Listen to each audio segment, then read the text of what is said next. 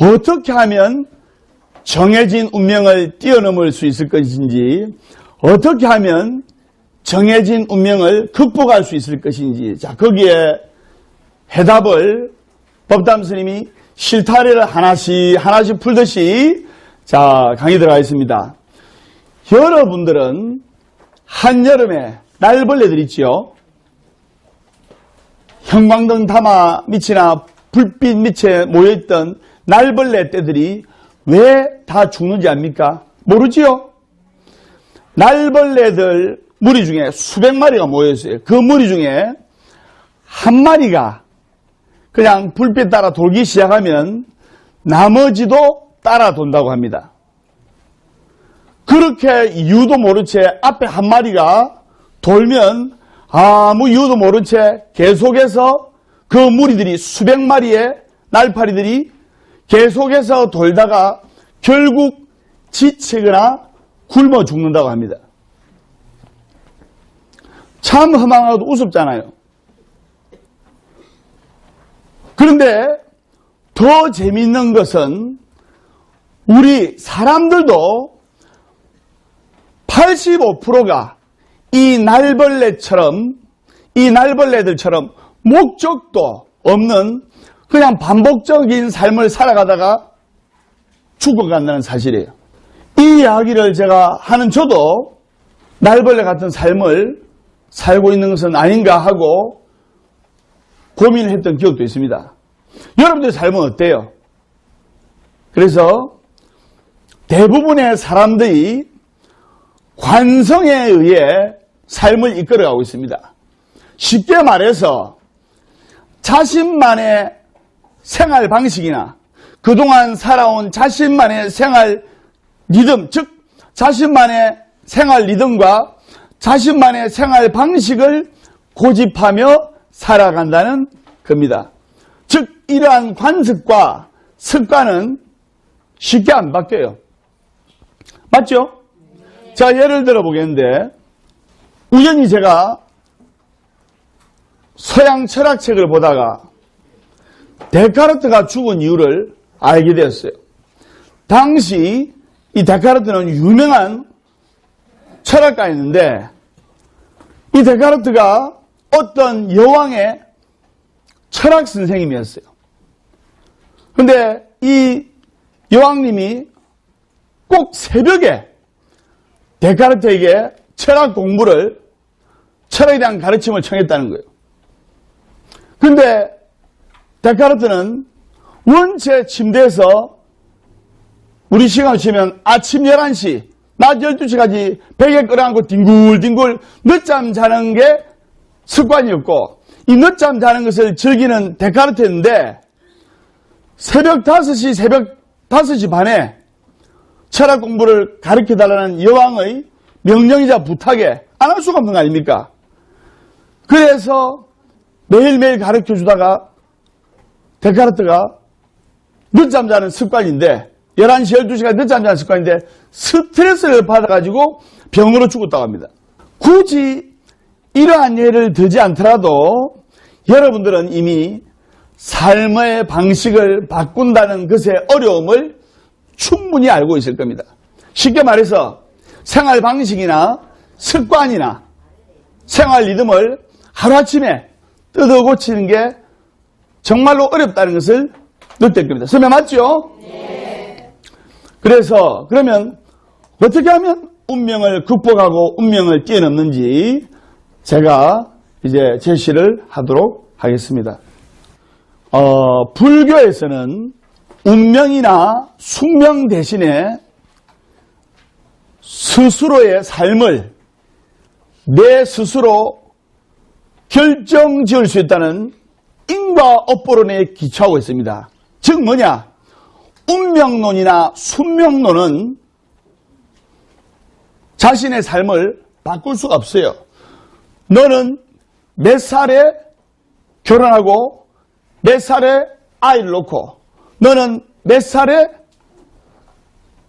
잘 풀리고 너 아이들은 몇 살에 또 잘 되고 이 정해진 운명론 아닙니까?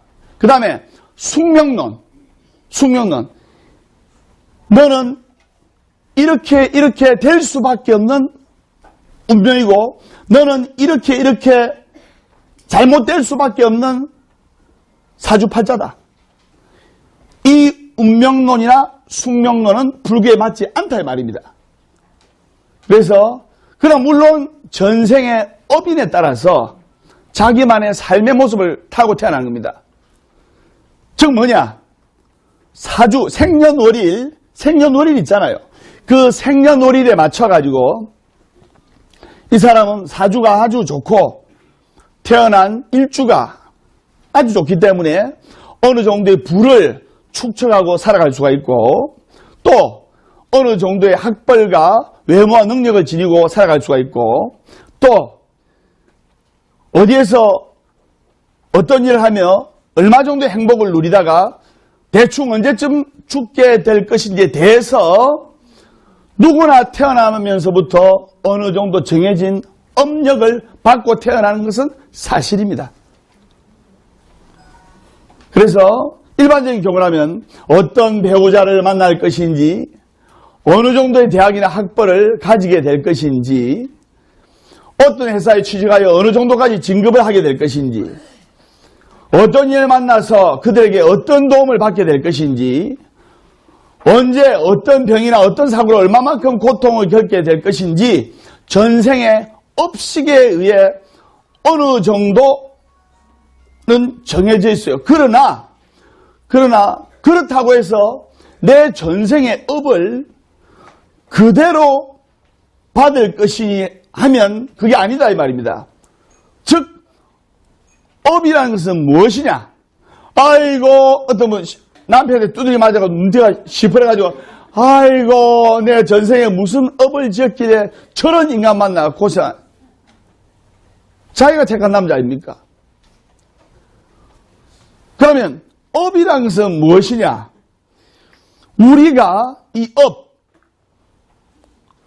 우리가 말과 행동과 생각으로 행하는 행위입니다. 이것을 메모하세요. 모르면 메모. 신구의 삼업이라는 신구의 삼업. 신구의 삼업이라는 거예요. 말과 행동과 생각으로 행하는 신구의 삼업인데 그래서 전생이나 전전생을 이어오며 지내왔던 온갖 행위들이 지금 내 안에서 기본적으로 이번 생을 어떻게 펼쳐나갈 건지에 대한 어느 정도는 결정짓게 된다 말입니다.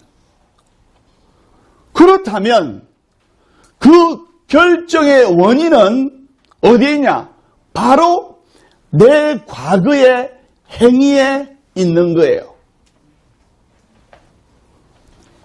부처님 말씀에 제가 선창하겠습니다. 따라하세요. 너의 과거를 알고 싶거든. 너가 지금 받고 있는 것을 보고. 너의 미래를 알고 싶거든. 너가 지금 하고 있는 것을 보아라. 이것을 전생, 넘생, 내생으로 바꾸면 너의 전생을 알고 싶거든. 너가 지금 금생에서 받고 있는 것을 보고. 너의 내생을 알고 싶거든.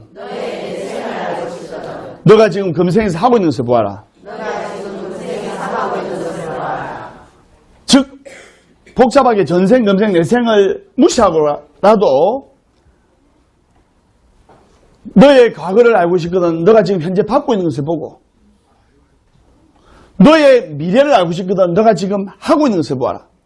여러분들이 과거는 어떻든 간에 여러분들의 미래는 지금 이 성공하는 도량 보각사에서 술술 풀리는 스님과 술술 풀리는 법문을 듣고 성공하는 기도와 성공하는 법석을 열기 때문에 여러분들의 미래는 여러분들의 아들, 딸은 성공하리라 소승이 확신합니다.